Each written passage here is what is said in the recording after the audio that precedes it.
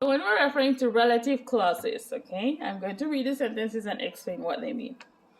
So, the relative clauses can start with that, which, who, okay, or whom.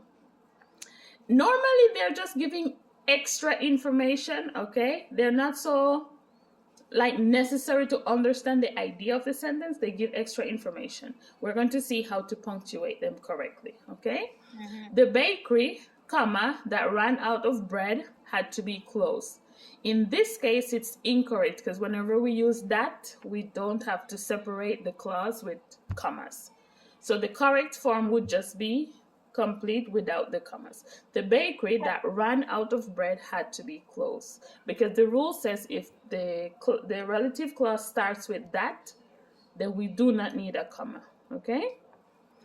The second way, the bakery which ran out of bread had to be closed.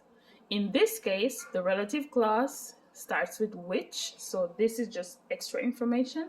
So they have to be set off by 2 commas at the beginning and at the end, okay? And if you notice, if I take this out of the sentence, it still makes sense. The bakery had to be closed. Has to close, yeah. Oh, you might be wondering, but why? Okay, but you still understand the sentence. So in this case, the clause is just giving extra information. The next one, the bakery.